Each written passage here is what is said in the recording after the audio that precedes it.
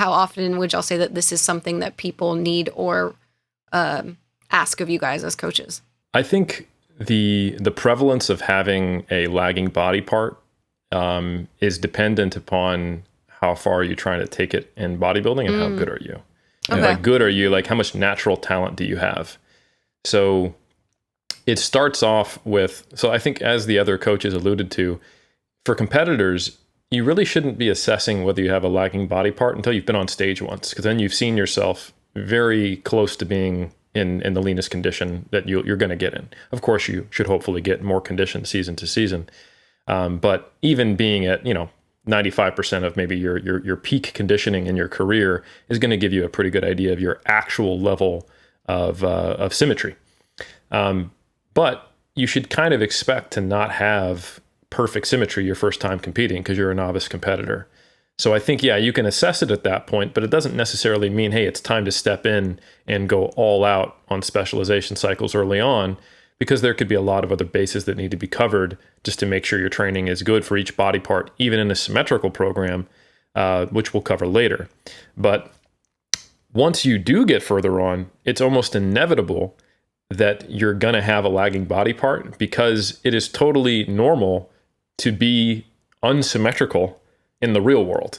The dog and pony show that is bodybuilding has these, arbitrary standards that are based upon, subjective relationships between body parts. That we're supposed to see similar sized calves to our arms. We're supposed to have wide shoulders, small waists, sweeping quads, a wide back, low insertions on our lats. And that is really not normal unless it is for you. And there's nothing wrong with you being, non-symmetrical for bodybuilding. It doesn't mean there's anything wrong with your function. It doesn't mean there's anything weird about you. It's just the way you're built. So what that can mean is that sometimes there are aspects of your physique that might appear to be a lagging body part, but it has more to do with structure. And for that reason, sometimes if you do have a true lagging body part, it can lend itself towards overtraining, which of course we'll talk about. But I'll give a very simple example of how you shouldn't look at this as there's something wrong with me and I have to intervene right now. If you are someone, we've talked about the waists a lot, who just has wide hips, it doesn't matter how big your back is or how big your shoulders are or how sweeping your quads are. You could take someone with a very small waist in 3/4 of your development and their back, their delts, and their quads, and you guys are going to both look similarly exy. But if you have a large waist, you're always going to have to focus on those body parts to catch up to the people who are just naturally built with those small waists, or modify your posing.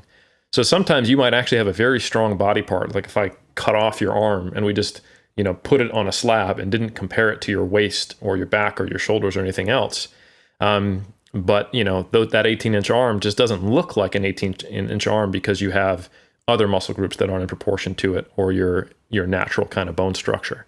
And that's why someone might look very symmetrical in a side tricep if they have a wide waist and they turn around to the front and they look a little more T-tapery than V-tapery. So I think it's really important just to remember that competitive bodybuilding is a very kind of arbitrary set of rules that don't line up with what is a normal body. And I think you have to, for the recreational bodybuilders out there, you might get reasonably lean, assess yourself and go, oh, I don't fit the criteria. But really, maybe that shouldn't be what you're fully focused on unless you actually are a competitor. The final thing I'll say on that about how much you'll need to focus on specialization as a competitive physique athlete is that the folks who are regularly placing in the top 5 in the pro division at the world-class level, they don't have to focus on this that much because they are just built naturally and born genetically to line up quite nicely with the criteria that is set forth for the symmetry round. But for 90% of competitors who are not in the top 5 in the pro division of the most competitive shows, you are probably going to not be a perfect fit, and you're going to have to do some work where training your quote unquote weak points becomes a regular part of your training. So I think that's just something to be aware of. Something early on, don't focus on it. Just make sure you got your foundation.